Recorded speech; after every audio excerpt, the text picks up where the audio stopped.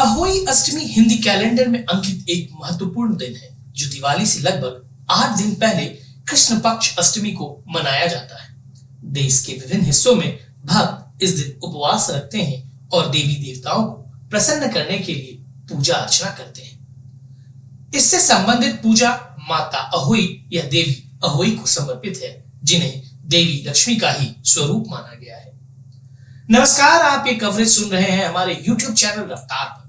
आगे बढ़ने से पहले अभी सब्सक्राइब कीजिए हमारे चैनल को और सुनिए एक से बढ़कर एक दिलचस्प टॉपिक और फेस्टिवल सीजन पर हमारी खास कवरेज। अहोई अष्टमी आमतौर पर माताएं या माता पिता अपने बच्चों के लिए मनाते हैं। ऐसा माना जाता है कि पूजा को विधि पूर्वक संपन्न करने पर देवी अहोई बच्चों को दीर्घायु, समृद्धि और अच्छे स्वास्थ्य का आशीर्वाद देती है। अब जैसे हर चीज का एक इतिहास जरूर होता है, तो इस पर्व का भी एक इतिहास है। तो आइए अब हम जानते हैं इस व्रत से जुड़ी कथा के बारे में और कैसे ये पूजा अस्तित्व में आई। पौराणिक समय में एक विवाहित जोड़ा था जिसके 7 बच्चे थे और सभी बेटे।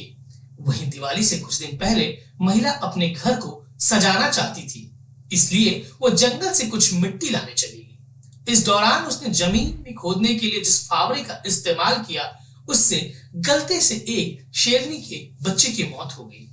यह देखकर शेरनी रोने लगी और वहां मौजूद सभी क्रोधित जानवरों ने उसे भी ऐसे ही भाग्य का श्राप दे दिया और इस कारण साहूकार और उसकी पत्नी ने 1 साल के अंदर ही अपने सभी बच्चों को खो दिया। ये सदमा वह दोनों बर्दाश्त नहीं कर सके और उन्होंने अपनी जान देने का फैसला कर जब वे अपने अंतिम तीर्थ यात्रा पर निकले तो उस वक्त तक चलते रहे जब तक वह बेहोश होकर जमीन पर न गिर पड़े। उनकी ऐसी दशा देखकर देवताओं को उन पर दया आ गई। उसी वक्त एक आकाशवाणी हुई जिसमें जोड़े को घर वापस जाने और देवी अहोई की पूजा करने के साथ ही पवित्र गाय की सेवा करने को कहा गया। तब दंपति को पता चला कि देवी अहोई जानवरों सहित सभी जीवित प्राणियों की संतानों की रक्षा करती है और देवताओं की बात सुनकर वो वापस लौट गए। इसके बाद जब अहोई अष्टमी का दिन आया तो महिला ने व्रत रखा, गलती से मारे गए शेरनी के बच्चे की मूर्ति बनाई और अपने पापों का पश्चाताप करते हुए सच्चे दिल से अहोई माता की पूजा की। तब महिला की भक्ति से प्रभावित होकर देवी अहोई ने उसे सुखी और समृद्ध संतान का आशीर्वाद दिया और तभी से ये व्रत माताओं द्वारा अपने बच्चों के स्वास्थ्य के लिए किया जाता है।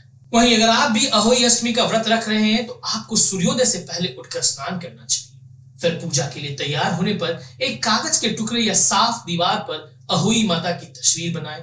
अगर आप कागज पर चित्र बना रहे हैं तो उसे साफ दीवार पर चिपका दें। इसके अलावा आपको भगवान गणेश और कार्तिकेय की मूर्ति भी स्थापित करनी चाहिए। फिर शाम के समय तीनों देवी देवताओं की पूजा कर घी का दीपक जलाना चाहिए और हलवा पूरी के साथ मिठाई का भोग लगाना चाहिए। फिर व्रत कथा सुनने के बाद आप तारों को जल चढ़ाकर व्रत समाप्त कर। दुनिया भर की माताएं अपनी संतान के लिए इस दिन बिना एक घूंट पानी पिए या एक भी निवाला खाए ये व्रत रखकर बच्चों की लंबी उम्र और धन्य जीवन के लिए प्रार्थना करती है।